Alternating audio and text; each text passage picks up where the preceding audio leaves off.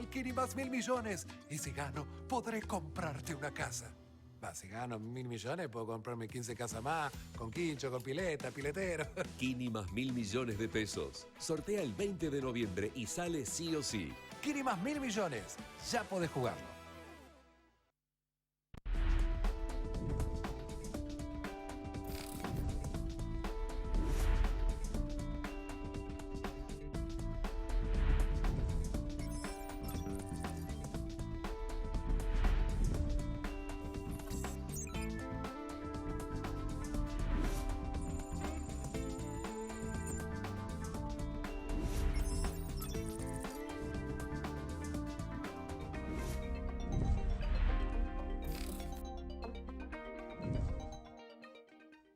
Hola, ¿cómo están? Buen día, bienvenidos. Esto es Chacra TV Noticias por la mañana. Buen inicio de semana.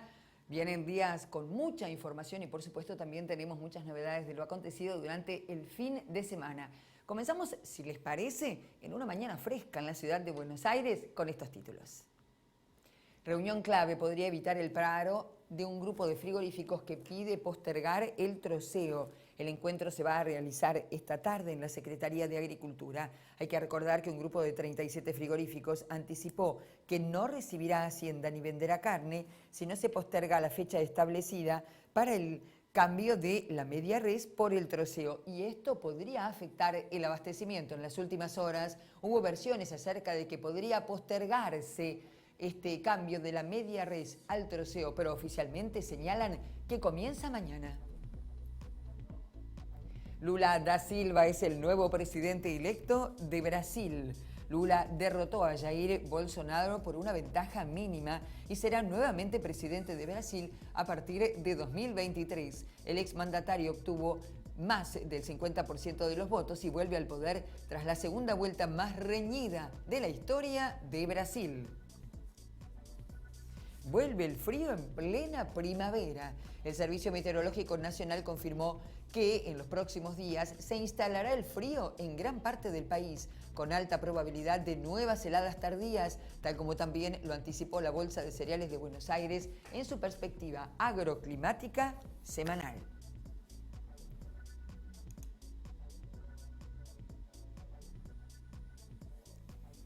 Mercados granarios, ¿qué es lo que ocurrió en la última rueda de operaciones? Nos lo cuenta el ingeniero agrónomo Claudio Yanni.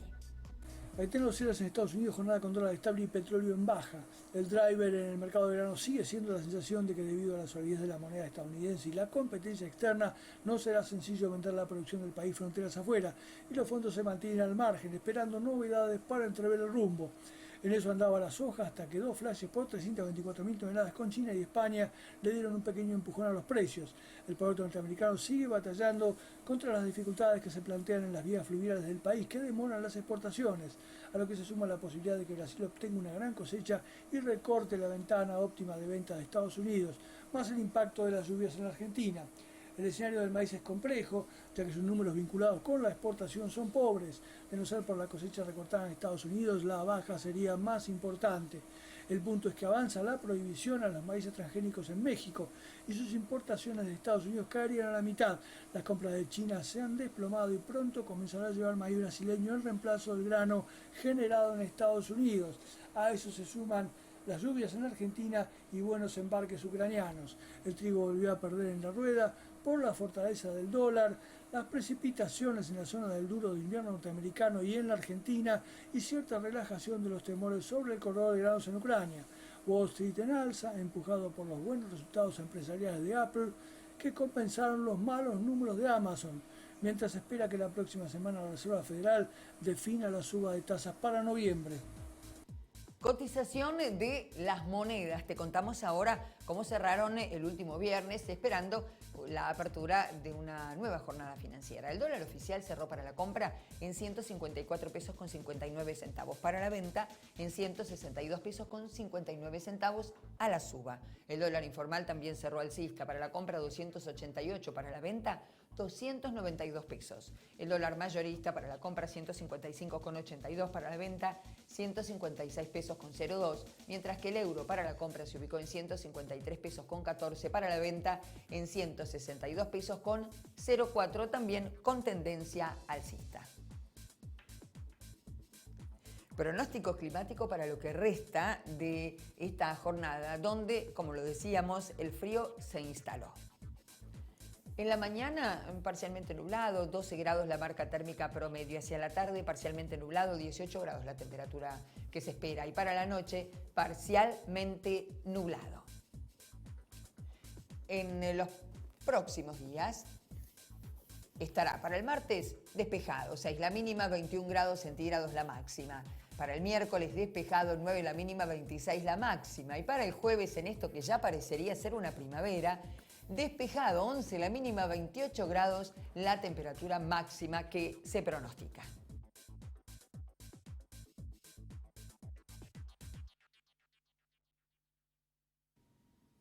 Una alta fuente pudo confirmarnos que habrá una reunión clave en torno a las 15 horas en la cartera agropecuaria con algunos de los referentes de las industrias frigoríficas que están dispuestas a no trabajar a partir de mañana en rechazo a la implementación, el 1 de noviembre, del troceo.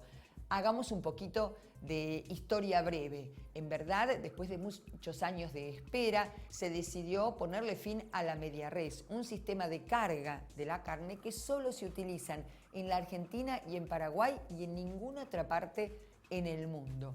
Modificarlo por el troceo, que es decir, en lugar de ser una media res, se hace el troceo en 4/4, con vistas a en un futuro, que todavía no se puede definir cuándo, sea por cortes. Ya ahí estamos hablando de cortes más pequeños, que es lo que habitualmente uno ve como corte de exportación. Frente a esta circunstancia, cuando se anunció la medida, se señaló que habría en el marco del plan ganadero una serie de créditos para aquellos frigoríficos que debieran readecuarse para poder hacer el envío de la carne una vez faenada, ya no a través de media res, sino a través del troceo.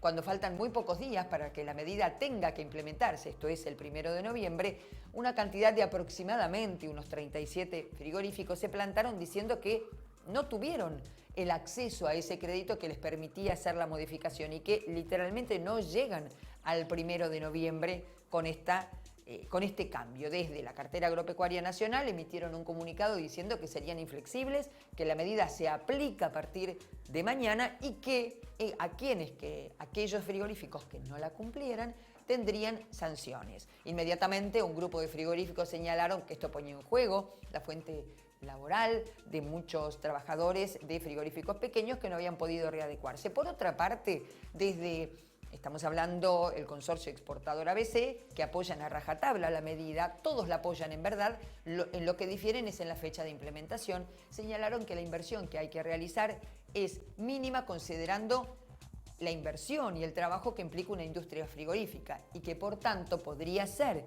que aquellas que no estuvieran listas para poder hacer el cambio fueran aquellas empresas que, entre comillas, trabajan en negro en alguno de sus sectores, se no cumplimentan con lo que tienen que cumplir desde el punto de vista impositivo o laboral y que, por tanto, tampoco era conveniente que siguieran en el mercado. Mientras tanto, vamos haciendo la historia de lo que ocurrió en los últimos días frente a la postura inflexible de la Secretaría de Agricultura de la Nación, que señaló que hubo todo un periodo para poder adecuarse. Desde FIFRA, que es la cámara que reúne a muchos frigoríficos consumeros es decir, que dejan la carne en la Argentina, señalaron que frente a esta medida, mañana, 1 de noviembre, dejarían de recibir Hacienda y por tanto de faenar. Y advirtieron que esto provocaría desabastecimiento, por lo menos en los primeros días.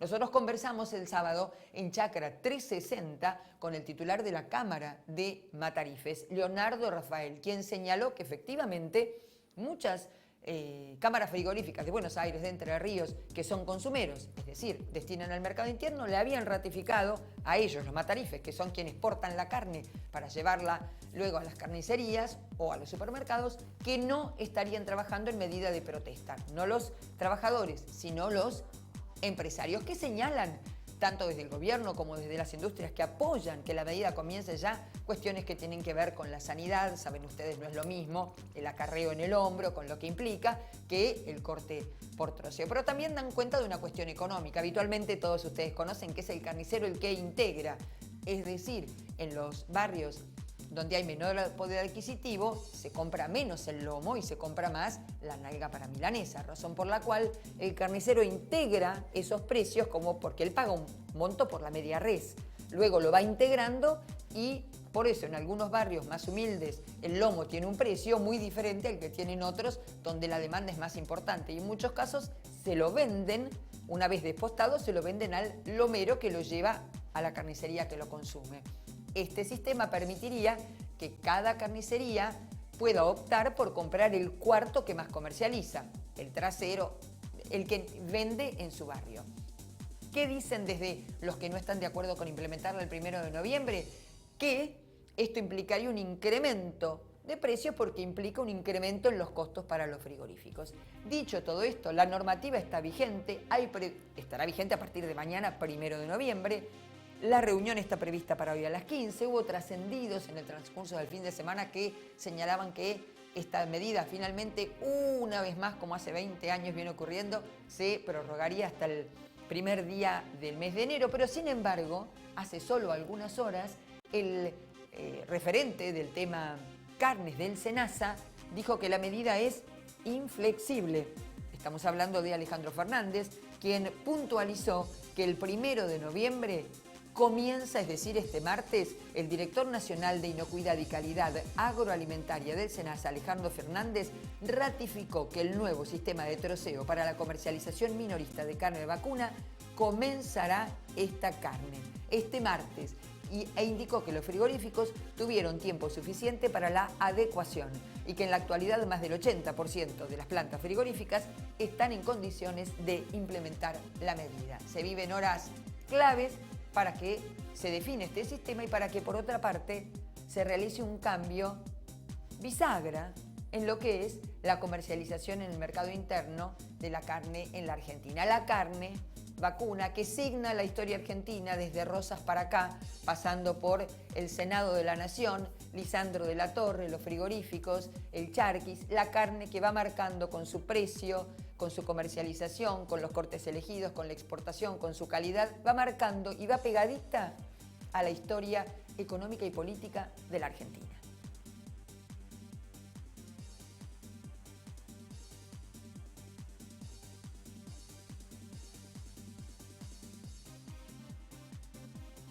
Y vamos ahora a contarte sobre el trigo.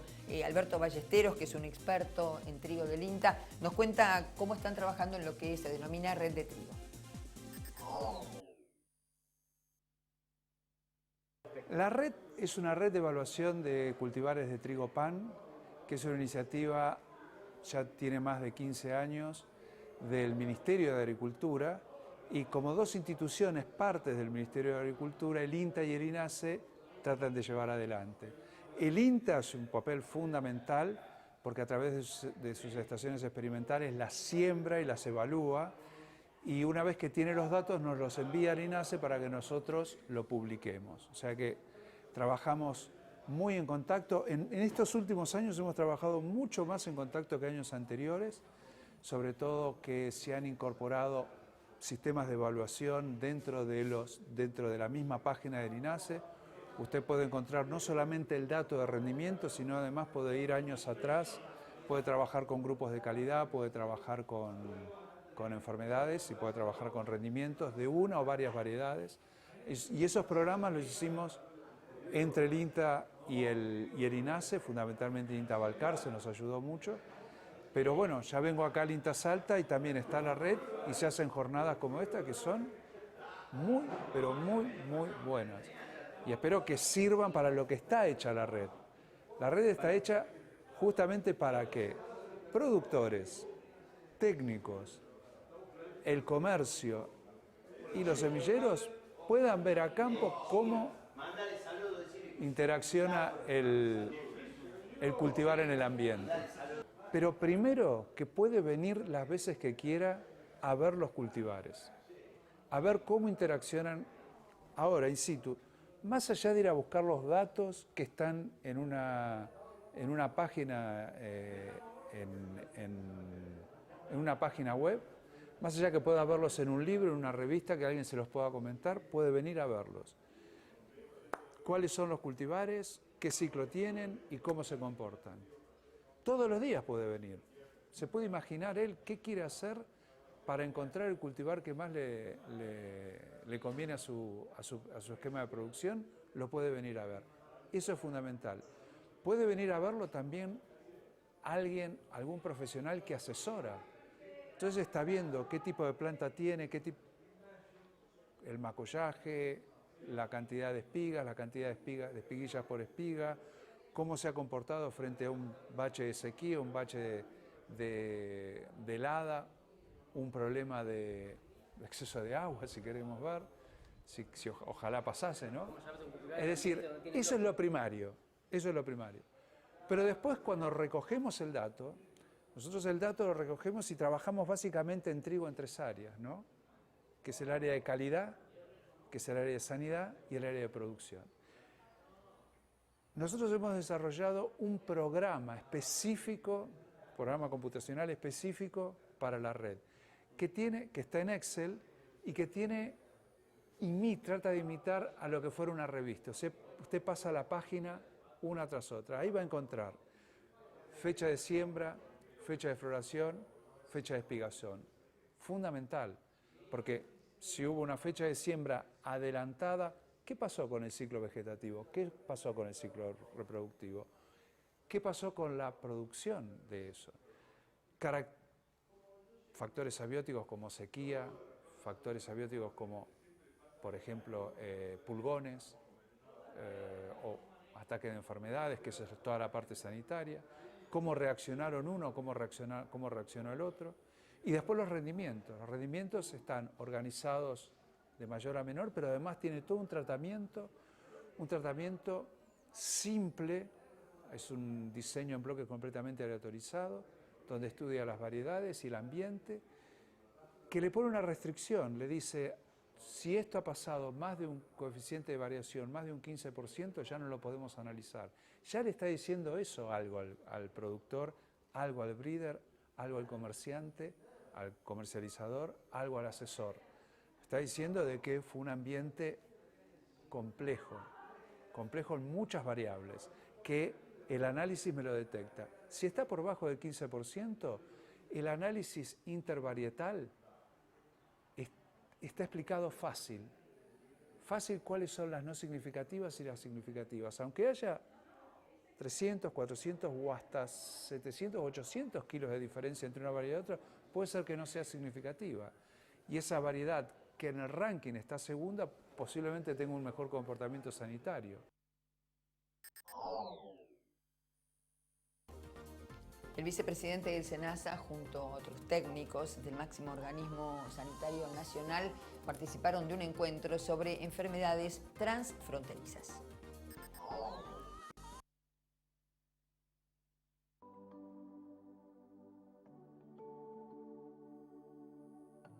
Bueno, este es un programa que da continuidad de la Organización Internacional de Energía Atómica con distintos organismos internacionales y distintos países latinoamericanos, básicamente en enfermedades transfronterizas. Es muy importante porque la influenza aviar, Newcastle, peste porcina clásica, peste porcina africana y finalmente brucelosis van a tener en este ámbito una renovación en lo que es el diagnóstico, en lo que es las nuevas técnicas, en lo que normalmente llamamos una atención precoz de las emergencias sanitarias. Para Argentina ser sede es un premio, es una caricia. El objetivo de este taller es parte de un proyecto regional internacional que organiza la Organización Internacional de Energía Atómica para el fortalecimiento de las capacidades diagnósticas de los laboratorios oficiales de toda Latinoamérica. Y como inicio hemos comenzado a trabajar ya desde el año 2020 con la pandemia de manera virtual, pero hoy es el primer encuentro presencial donde en este taller vamos a trabajar los representantes de todos los laboratorios que han asistido de 20 países de Latinoamérica para armonizar y estandarizar protocolos de trabajo en lo que es la parte de diagnóstico serológico, molecular y secuenciación. Hay muchas fortalezas ya en la región de América Latina y Caribe. Lo he trabajado ya durante varios años con diferentes instituciones en América Latina y Caribe, como otros socios también, pero lo que queremos en el futuro es todavía más trabajar en estas redes, en el intercambio, y tenemos un proyecto, ¿no?, dedicado durante 3 años, y a partir de ahí pues esperamos poder contribuir al programa global de enfermedades animales transfronterizas, GFTAT, y la capacitación, ¿no?, del personal, pero también en la parte de comunicación, ¿no?, que es una parte fundamental. Tenemos comunicadores asignados en cada país y eso va a ser muy interesante. La importancia es a nivel de formar una red, fortalecernos, pero también aceptar la ayuda de la agencia para fortalecer los laboratorios. Cada laboratorio tiene un reto distinto. Hay algunos laboratorios que están más avanzados, otros laboratorios que están menos avanzados, pero en este momento queremos trabajar en conjunto, como un equipo, para fortalecernos en el nivel regional.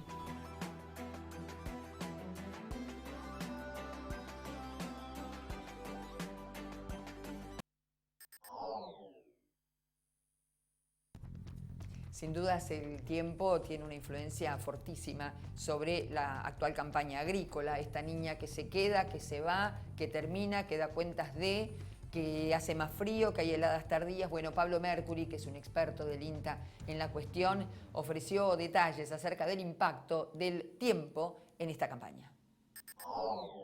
En el corto plazo hemos transitado 3 eventos interanuales que genera el enfriamiento del Pacífico, que se denominan La Niña. Nuestros productores ya están acostumbrados a ver, bueno, el año que sigue o el próximo verano, ¿qué va a ser? Niña, niño, neutro, porque tiene un tremendo impacto en nuestro régimen de precipitaciones. Lamentablemente, 3er año consecutivo de Niña, 3er año de déficit en el régimen de lluvias, especialmente durante la primavera. Además de esto, si vemos más el largo plazo, lo que podemos denominar el cambio climático, la tendencia de largo plazo, se observa una merma en el régimen de precipitaciones, especialmente en el invierno e inicios de primavera. Se inician más tarde las primaveras.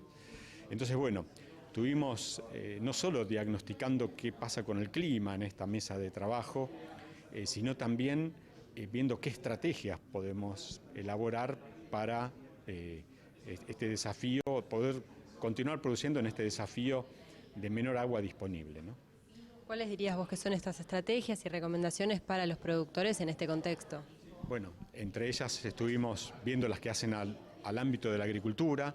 Es muy importante lograr conservar el agua en el suelo cuando termine el otoño. El otoño termina en general con una buena disponibilidad de agua en nuestros territorios y es importante hacer trasvasar esa agua para la primavera, conservándola lo mejor posible entre otoño y primavera y el inicio de las lluvias agronómicas significativas de primavera. Hay muchas prácticas y hay que seguir trabajando en mayores prácticas porque es en el momento, es un momento clave el inicio de la primavera para nuestras campañas agrícolas, porque es donde comienzan los requerimientos del trigo, donde se demoran las siembras de gruesa.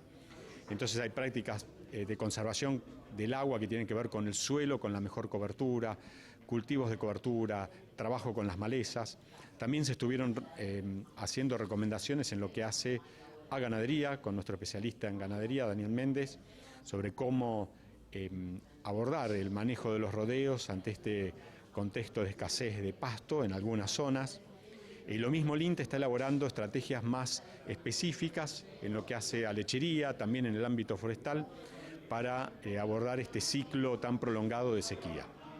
Hablaste de este control o de guardado de agua. ¿Qué requiere el productor para llevarlo a cabo?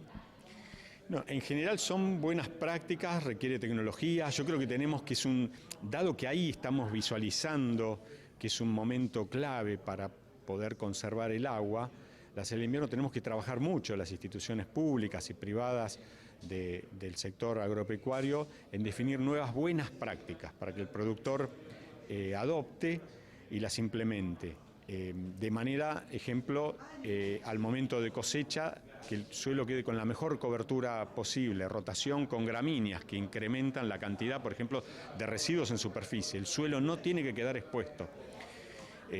Hay que evitar en años secos el pase de discos a veces para el combate de maleza, porque eso te expone el suelo y enseguida, como hay los días entre lluvias se espacían mucho, se pierde, se evapora el agua.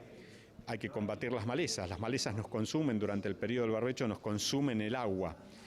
Lo mismo en algunas zonas, pero esto hay que definirlo mucho con el especialista en agronomía que conoce la zona y el contenido de agua en el suelo, que es conveniente hacer cultivos de cobertura.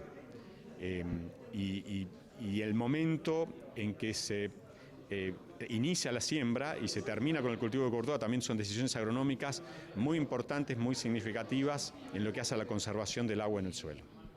Hablamos ahora de este fenómeno La Niña porque, como bien vos decías, hace 3 años que lo venimos transitando, pero también existe el fenómeno del Niño. ¿Cuál dirías vos dentro de estas dos situaciones que es la que le trae, no sé si mayor complicaciones al productor, pero sino más complicaciones a la hora de remediar o resolver?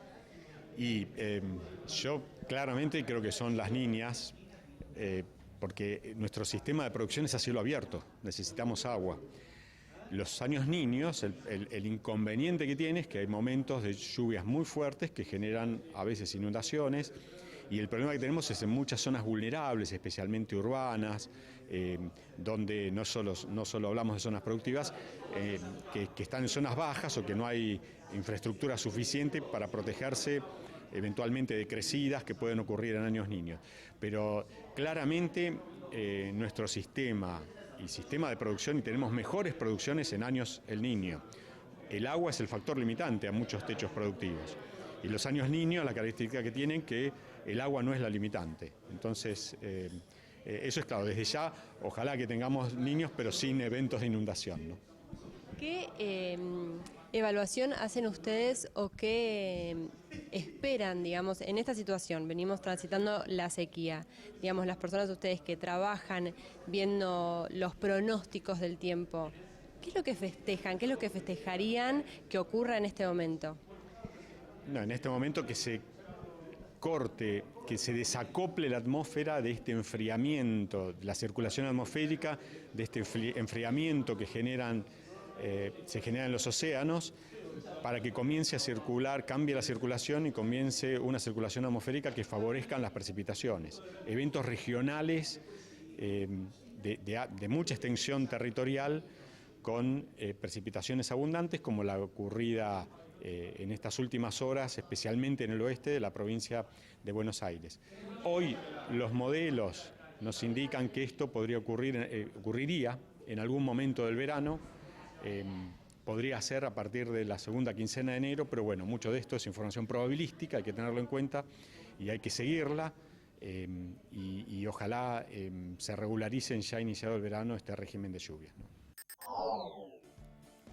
Consternación e indignación, no solamente entre sus conocidos y el sector agropecuario en general donde se desempeñaba, sino entre la sociedad, porque consideran que es una situación que se viene repitiendo en algunas zonas. Tiene que ver con el asesinato de este hombre que ven en pantalla. Se trata de Andrés Blaquier. Blaquier era un hombre que cultivaba el bajo perfil, pero tenía a su cargo 51.000 hectáreas de actividad agropecuaria. Todos recuerdan la biznaga como justamente un emprendimiento agropecuario modelo. Blaquier fue asesinado cuando transitaba por la Panamericana junto a su esposa, que resultó ilesa en su moto. Si bien Andrés Blaquier, primo hermano de los directores del grupo y de la empresa Ledesma, mantenía un perfil bajo, quienes lo conocían apreciaban hondamente su personalidad. La empresa recordó a Andrés como una persona entrañable, con gran amor a la Argentina, a su país, y mucha pasión por lo que hacía. Tenía un amplio conocimiento de la actividad agropecuaria en la Pampa Húmeda, a la que dedicó su vida. Hoy lo despedimos con honda pena, señalaron desde la compañía. Tenía 62 años. Era ingeniero agrónomo y gerente general de La Biznaga, el negocio agropecuario de Ledesma en la Pampa Húmeda, que se asienta sobre 4 establecimientos en las provincias de Buenos Aires y Entre Ríos. Allí se produce carne y cereales sobre una superficie total de 51.000 hectáreas que incluye una reserva natural protegida de 5.500 hectáreas. ¿Qué fue lo que ocurrió? Blaquier iba con su señora, Marcela Elordi, en una moto BMW 1200 negra, cuando el sábado a la tarde fue abordado por una pareja a bordo de una moto Benelli que le apuntó con un arma de fuego para que le entregara su moto de alta gama. El empresario intentó escapar y fue baleado por uno de los delincuentes. Uno de los balazos fue directo a su pecho y le provocó la muerte poco después en el hospital Sanguinetti, donde fue trasladado por una ambulancia del SAME. La señora de Blaquier no habría recibido ningún balazo, más de los golpes que le provocó la caída de la moto cuando su esposo, que la conducía, cayó malherido. Los denominados motochorros escaparon en las dos motos, la que ellos tenían y en la cual estaban circulando, y la BMW, que después fue encontrada abandonada. Apenas unas horas después fue encontrada abandonada.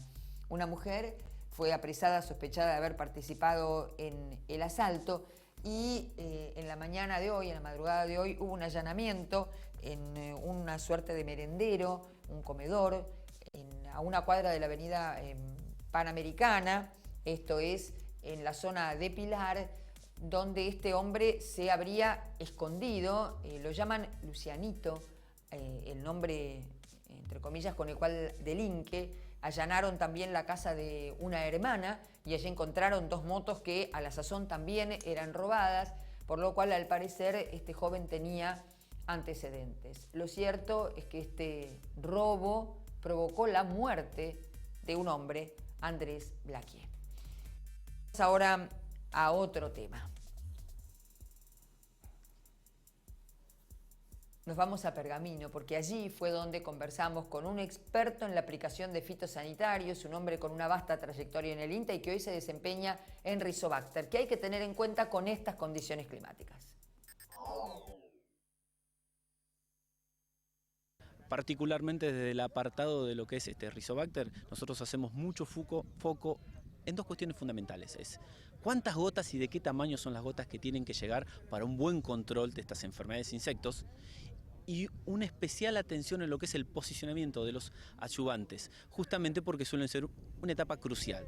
En lo que es cantidad de gotas por centímetro cuadrado, que yo siempre digo, estamos hablando de dos cuestiones, adversidades muy pequeñas. Una enfermedad es algo muy chico, un insecto es algo muy chico y están generalmente escondidos. Por lo tanto, tenemos que llegar con una muy buena cantidad de gotas. Nunca escatimar menos de 60, 70 gotas por centímetro cuadrado para llegar muy bien. Otra cosa es el tamaño y eso va a ser fundamental, especialmente por el viento.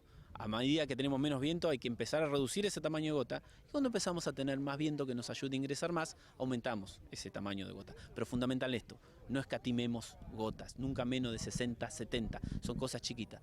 La segunda cuestión es qué adyuvante vamos a utilizar para que este producto, estos productos insecticidas, fungicidas, funcionen muy bien. Necesitamos dos cosas fundamentales. Primero y principal, que tenga un buen esparcidor. Generalmente le decimos tensioactivo a este producto. Que cada gotita que llegue se expanda cada vez más y sea más eficiente. Otra cuestión muy importante es el aceite que va acompañando este producto. Por lo general tenemos la pega y es verdad, de decir que los adyuvantes nos hacen fito en la arveja y en la lenteja. Y esto es verdad, ¿cuándo qué? Cuando es la proporción de aceite metilado es muy grande. Porque generalmente la proporción de surfactante que me divide en cositas chiquitas, este aceite metilado, es poca. Un aceite metilado común, que tiene el 82% de aceite, tiene solo un 2-3% de surfactante. En cambio, desde Rizobacter estamos proponiendo el posicionamiento de los aceites metilados premium. En este caso proponemos el posicionamiento específicamente de Rizospray Integrum, que tiene 48% de aceite metilado versus el 82% de un aceite común y 52% de 6 surfactantes, lo que nos permite dividir este aceite en cosas muy chiquitas que se esparzan bien porque tiene una alta proporción de surfactante y eso produce que especies muy sensibles como la arveja y la lenteja a la fitotoxicidad por aceite no exista. Esto es muy bueno porque en el testimonial pudimos ver cómo la utilización de este tipo de aceite premium como Integrum no produce fito evidente en el cultivo de arveja y lenteja. ¿cuánto impactan las aplicaciones la escasez hídrica que se está viviendo en este momento en el suelo? Bueno, es fundamental. Hablando en sentido general, para las malezas es fundamental. Las malezas hoy están en una etapa estresada, terriblemente agresiva, donde están en una posición defensiva extrema. El mensaje principal sería: esperemos que llueva para poder que se reactive su ciclo biológico. En aquellos casos que tenemos que arriesgarnos porque ya estamos jugados con los tiempos, es fundamental vencer todas las barreras, hablando de malezas, que esa maleza nos presenta. O sea, extrema acumulación de cera, una raíz seguramente, un sistema regular muy grande. Entonces la extrema acumulación de cera, ¿cómo la podemos vencer? Hoy ahí sí es yendo al posicionamiento de los aceites. La única molécula hoy penetrante, o mejor dicho, solubilizante de las ceras cuticulares es el aceite metilado o el aceite mineral. Entonces fundamental hoy no escatimemos en esto, porque si no va a quedar todo el herbicida por sobre la maleza y nunca va a ingresar.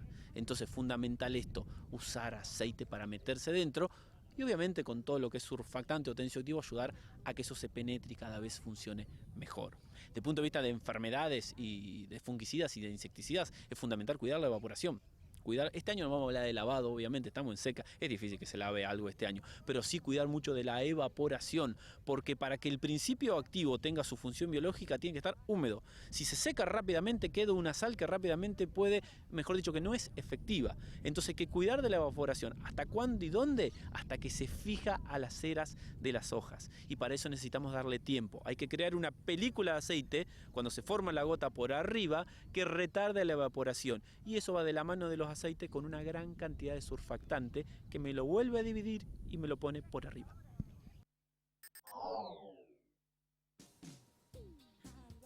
El comercio exterior del mercado aviar podría crecer en torno al 4%. En revistachacra.com.ar tenemos el detalle de esta información. Frente a un avance en los indicadores del mercado aviar argentino, el sector experimentó un crecimiento en el primer semestre de 2022 y se espera que en 2023 el ritmo de ventas externas continúe aumentando alrededor de un 4%. Según estadísticas que se tomaron del Departamento de Agricultura de los Estados Unidos, la producción global de carne aviar durante 2022 fue de 100.967 millones de toneladas, un incremento de menos de un punto porcentual respecto del año anterior. Los principales productores de aves a nivel mundial son Estados Unidos, con un 20% de participación, China, con el 15%, y Brasil, con el 14%. Y, en conjunto, concentraron casi el 50% de la producción total. Continúan en importancia la Unión Europea, con el 12%, India, con el 5%, Rusia, con el 5%, y México, con el 4%. Argentina ocupó el lugar número 9 con una participación del 2% en la producción mundial.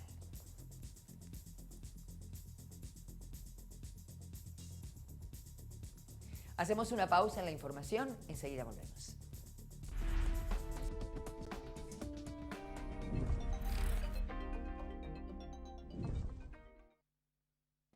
Kini más 1.000 millones presenta los 1000 actings de Marley. Oh, Verónica de las Mercedes, ya sé que eres mi hija y que quieres mi fortuna. He jugado al Kini más 1.000 millones y si gano, podré comprarte una casa. Si gano 1.000 millones, puedo comprarme 15 casas más, con quincho, con pileta, piletero. Kini más 1.000 millones de pesos. Sortea el 20 de noviembre y sale sí o sí. Kini más 1.000 millones, ya podés jugarlo.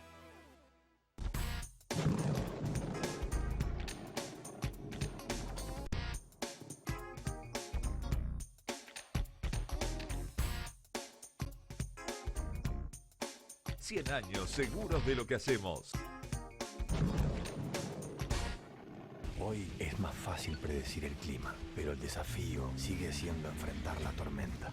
Podés capacitarte a distancia, aunque para la práctica hay que estar ahí.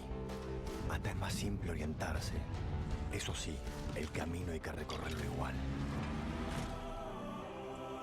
Si bien algunas cosas parecen más sencillas que antes, el desafío es el mismo de siempre. Volkswagen. ¿Sabías que la producción ganadera argentina reduce de manera natural la emisión de gases de efecto invernadero?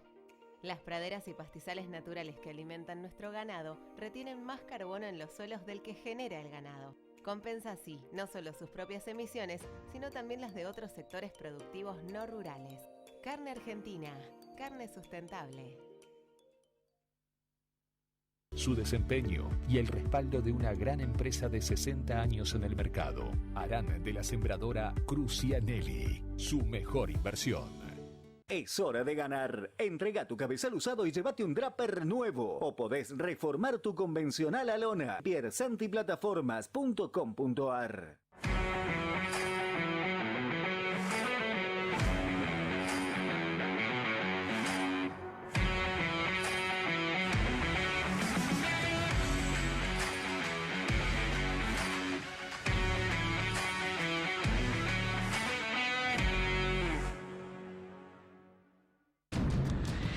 Líneas de financiación para estar más cerca de su nueva sede. En todo el país se siembra con sede. Siempre adelante. Nueva pulverizadora CIA con motor delantero Depla. Equipada con sistema integrado de aplicación. El modelo que faltaba para tener la línea de pulverizadoras más completa del mercado.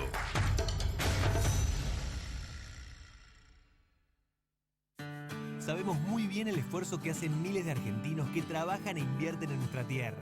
Y queremos estar ahí para acompañar e impulsar su negocio, haciendo que su día a día sea más fácil. Si el campo evoluciona, evolucionamos todos. Galicia, siempre junto al campo. Historia y crecimiento. Investigación y desarrollo. Nuevas tecnologías.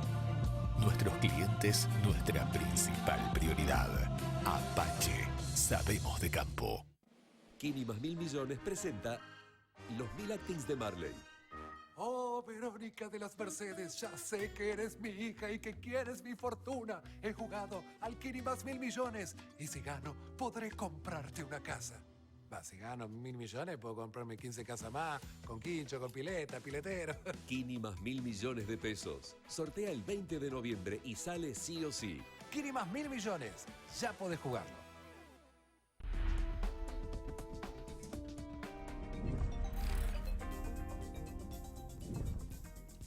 Lula da Silva es el nuevo presidente electo de Brasil.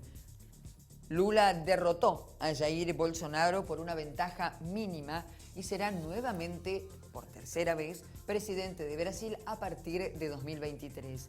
El exmandatario obtuvo el porcentaje suficiente como para poder ganar, pero la diferencia fue mínima respecto de los votos que obtuvo el actual presidente del país vecino, Jair Bolsonaro. Se trató de la segunda vuelta más reñida de la historia del país.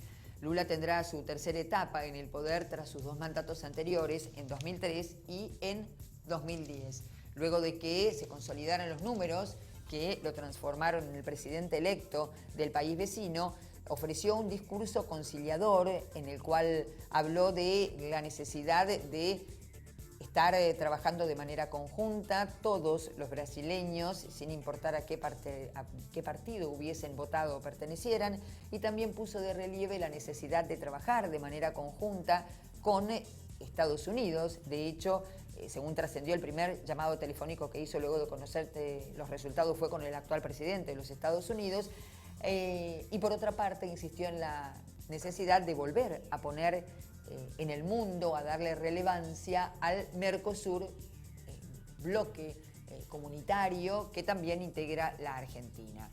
En tanto, desde nuestro país, en torno a las 9 de la noche del domingo, el presidente argentino Alberto Fernández y la vicepresidente Cristina Fernández, de manera separada a través de las redes sociales, concretamente de Twitter, felicitaron a Lula da Silva por el triunfo. Ahora bien, Alberto Fernández planea ya reunirse hoy con Lula da Silva para relanzar la relación bilateral con Brasil. De hecho, esto lo confirmó en la mañana de hoy el embajador argentino en el país vecino, Daniel Scioli.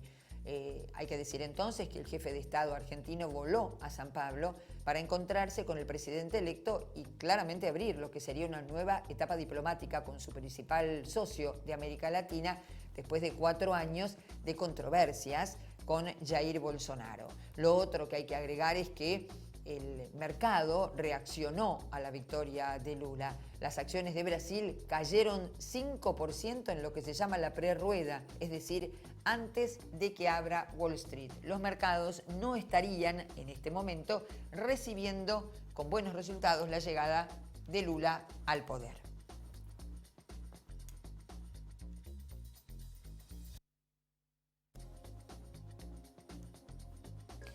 La provincia de Salta tiene una vasta experiencia en lo que es la recolección de bases fitosanitarios. Fíjate.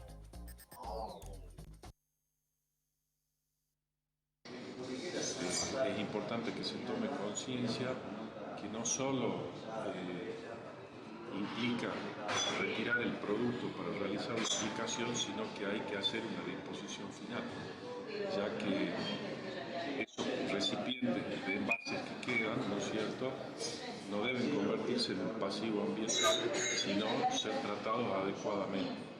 Hay que tener conciencia que de alguna forma todos esos residuos que quedan, así sean dispuestos de forma incorrecta, producen un costo que en definitiva lo termina pagando la sociedad con y el ambiente con algún tipo de contaminación.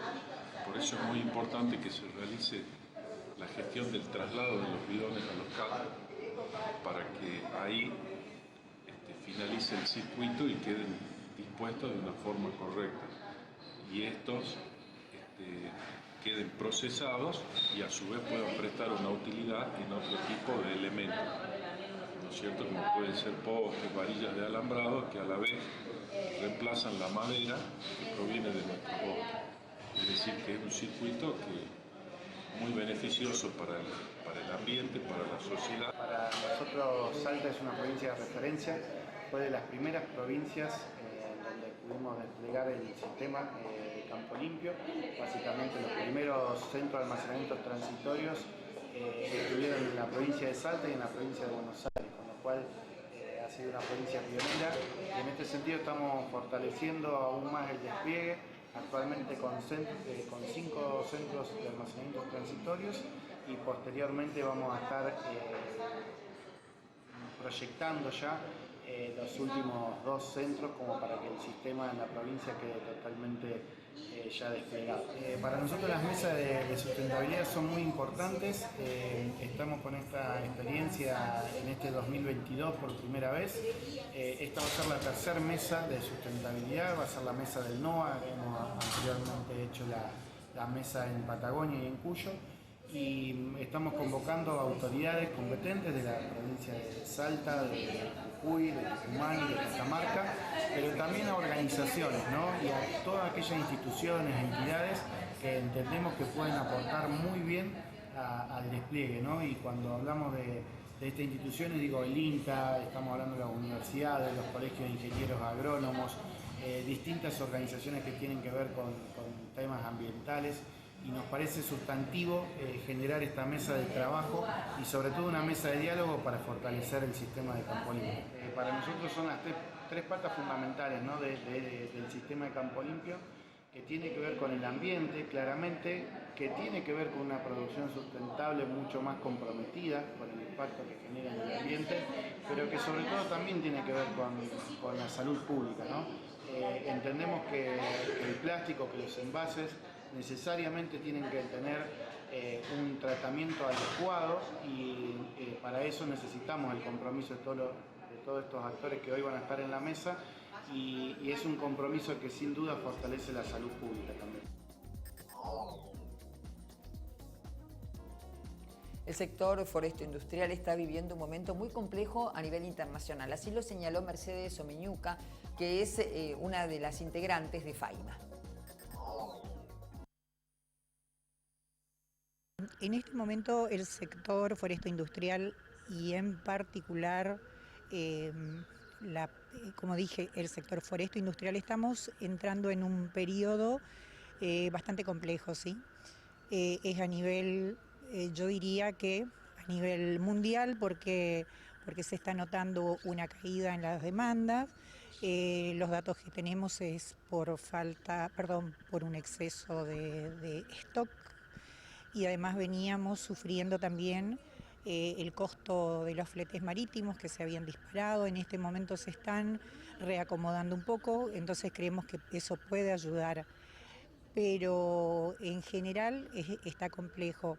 Y si hablamos de nuestra zona en particular, también tiene que ver con la situación digamos, global. Tenemos caída en las demandas, lo que sea exportación, tanto para empresas grandes, medianas, pequeñas, estamos todas con realmente sin pedidos o por ahí manteniendo clientes. El mercado interno está totalmente paralizado. Entonces estamos entrando en una situación compleja, tenemos nuestros costos internos que realmente día a día están aumentando, el tipo de cambio que no acompaña, bueno, en fin, todo colabora para que la situación esté realmente compleja y que nos esté preocupando sobremanera. Dos preguntas. La primera, ¿qué impacto tiene la sequía actual a futuro sobre el sector forestal en sí mismo? Y por otra parte, ¿qué importancia en términos económicos tiene la forestoindustria en la provincia de Corrientes? Bueno, con respecto a la sequía, nosotros estamos ya comenzando a tomar los recaudos necesarios porque el año pasado, como todos saben, hemos sufrido terriblemente los incendios.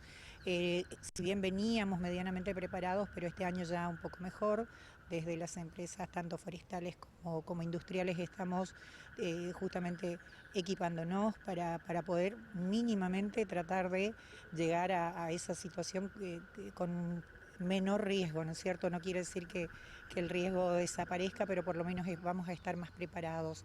De hecho, nos estamos reuniendo ya desde el municipio, poniéndonos ya de acuerdo en cómo llegar a esas instancias. ¿Cuál era la otra pregunta que me... Con relación a la provincia de Corrientes, ¿qué importancia tiene en términos económicos la forestoindustria?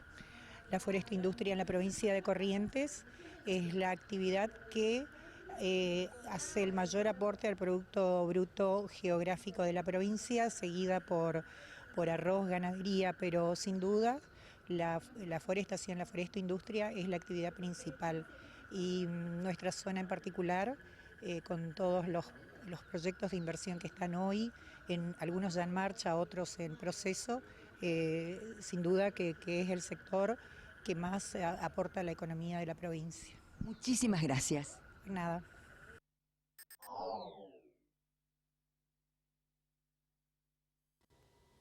Empezamos este segmento de noticias internacionales hablando del Reino Unido porque asumió como primer ministro británico Rishi Sunak y ante los posibles riesgos de una gran crisis fue que anunció medidas drásticas. Lo escuchamos.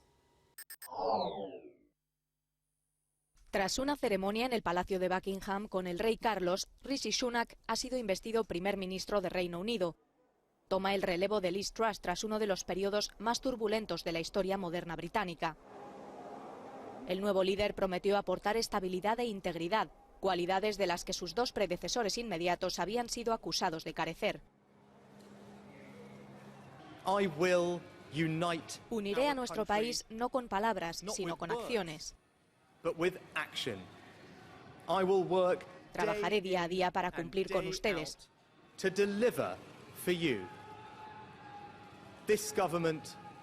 Este gobierno tendrá integridad y profesionalidad a todos los niveles.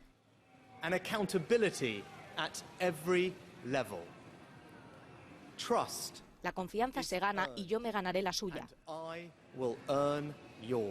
Antes, la ya ex primera ministra Liz Truss habló por última vez en el exterior de Downing Street. Solo duró 50 días en el cargo y se vio obligada a dejarlo por sus catastróficas políticas económicas. Estoy deseando pasar más tiempo en mi circunscripción y seguir sirviendo al suroeste de Norfolk desde el banquillo. Nuestro país sigue luchando contra la tormenta, pero yo creo en Reino Unido, creo en el pueblo británico y sé que nos esperan días más brillantes, dijo Truss. Esos últimos 50 días sumieron a Reino Unido y al Partido Conservador en el poder en una situación desesperada. El principal reto de Sunak es revertir la suerte de ambos antes de las elecciones generales de dentro de 2 años.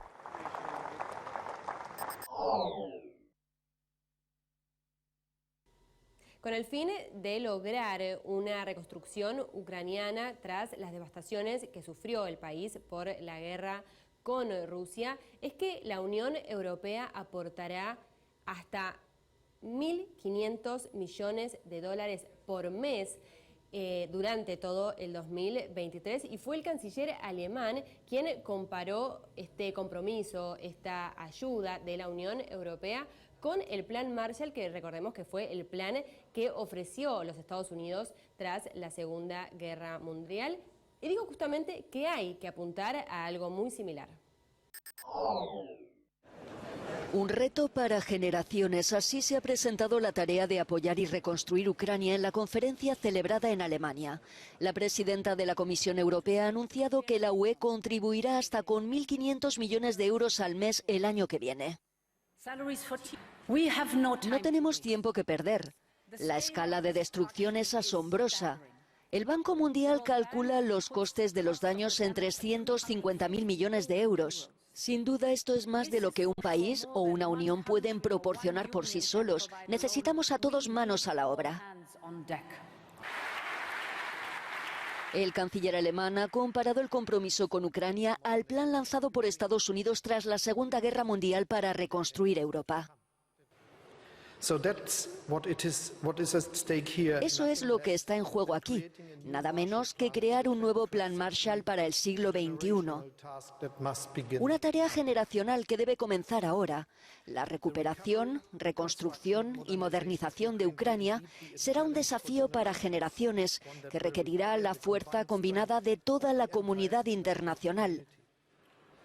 Pero también es una oportunidad para las generaciones venideras si lo hacemos bien. Los bombardeos aéreos no han cesado en Ucrania desde que Rusia lanzó su invasión en febrero. Los objetivos incluyen tanto infraestructuras militares como civiles, entre ellas muchos bloques de viviendas.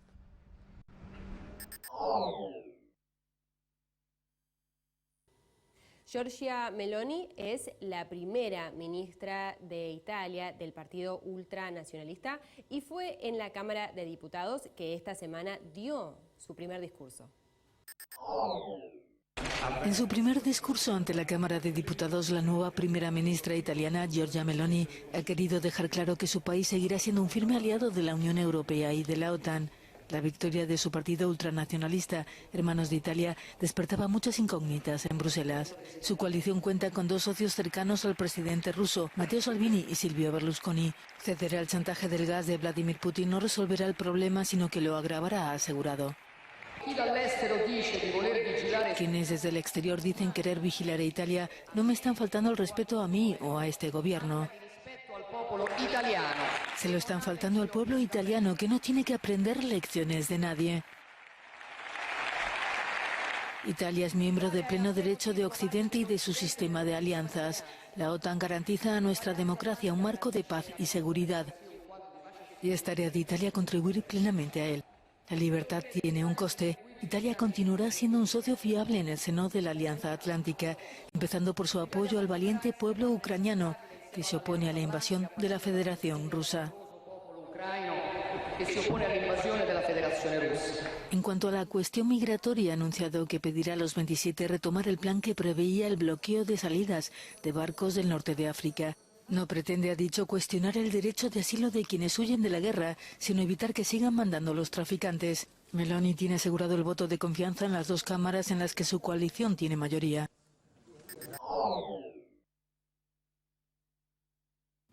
Y porque la cuestión climática es esencial, como lo venimos diciendo desde hace ya varios meses y desde siempre, por supuesto, pero en esta campaña en particular, esta es la entrevista que le hicimos a Natalia Gattinoni del INTA.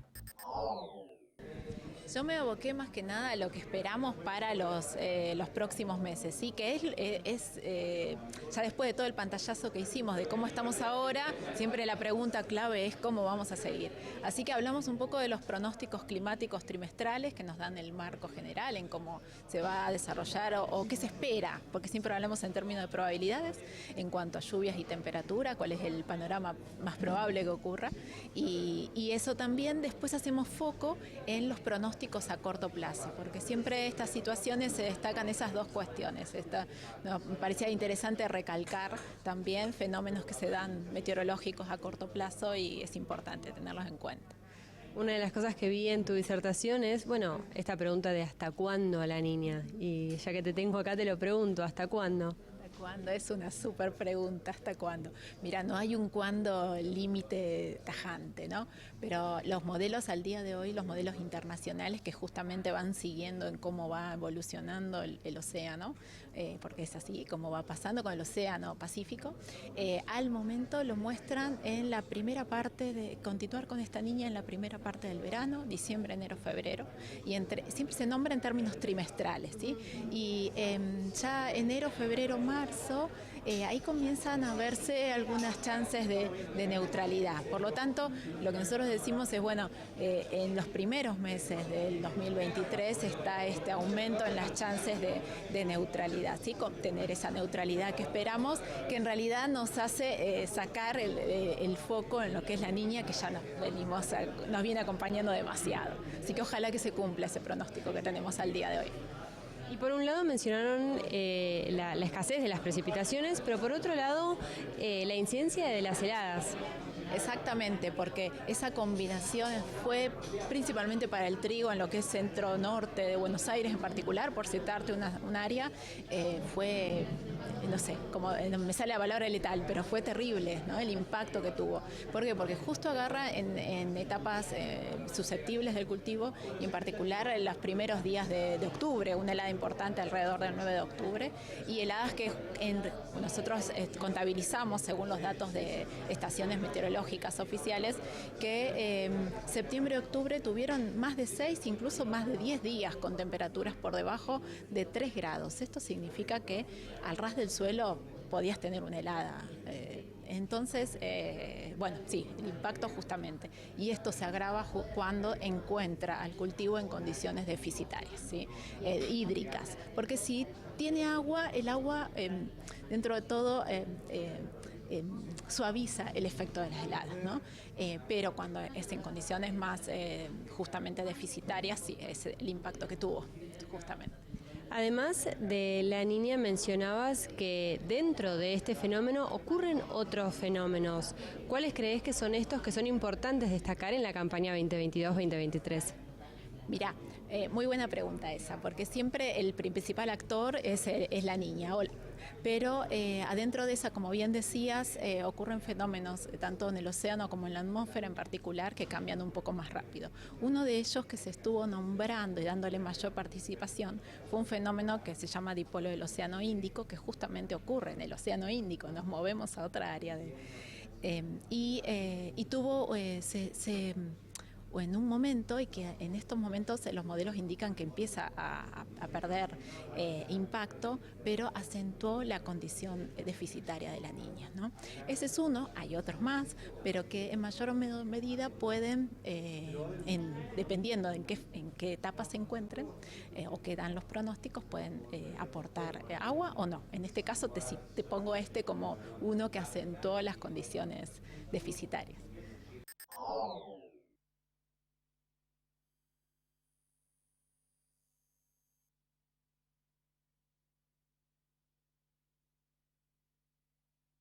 Vamos ahora a Santa Cruz con la información y desde allí llega este informe.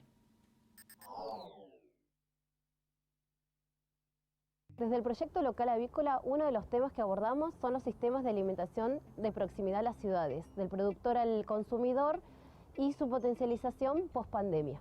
Antes de pandemia, los productores comercializaban puerta a puerta y en espacios feriales. Sin embargo, con esta situación lo que sucedió es que empezamos a utilizar como estrategia las redes sociales y el WhatsApp como medios de difusión. Con permisos especiales pudieron circular entregándolo puerta a puerta. A partir de esta demanda de huevos, el problema que nos surgió es la escasez en la producción sostenida. Por lo tanto, empezamos a trabajar a partir del 2021 en las mejoras de las instalaciones y el manejo en los planteles de las aves con productores tanto de Río Gallegos, Río Turbio y Comandante Luis Piedrabuena. Mi experiencia con el tema del proyecto, yo mejoré prácticamente el 80% de la postura con el nuevo manejo, con el tema de la sanidad, después de las capacitaciones que nos dieron los chicos de INTA con respecto a lo que es la comida, la ración, el tema de mejorar los gallineros. Yo tenía un plantel muy bajo, después de una entrega del plantel de los chicos de INTA, logré casi un 90% más de postura de lo que era a la cría que yo venía teniendo anteriormente. Mejoramos la parte de los bebederos, los comederos, la parte de los nidales y el tema de las perchas, que igual era muy importante. Yo toda la vida las tuve como se tuvo siempre, así como en manera de escalón.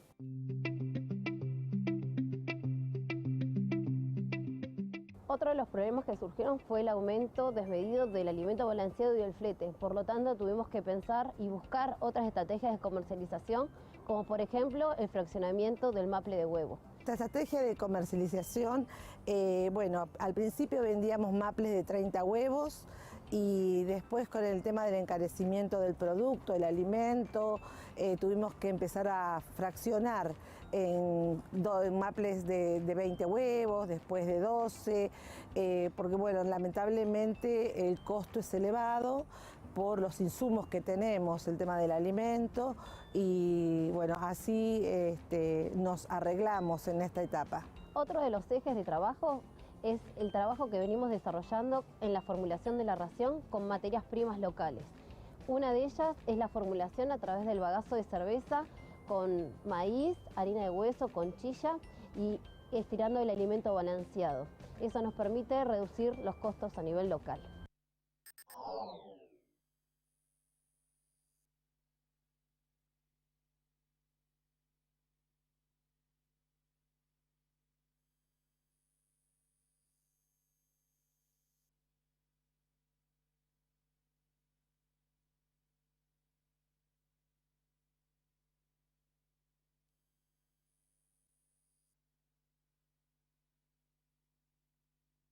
Y vamos a ir ahora con el pronóstico climático para los próximos días, con datos que nos suministra el Servicio Meteorológico Nacional. Para este martes, 6 grados la mínima, 21 la máxima, despejado. Para el miércoles, despejado, 9 grados la mínima, 26 la máxima. Para el jueves, 11 la mínima, 28 la máxima, también despejado. Final para esta edición de Chacra TV Noticias. Como siempre, gracias. Hasta cualquier instante.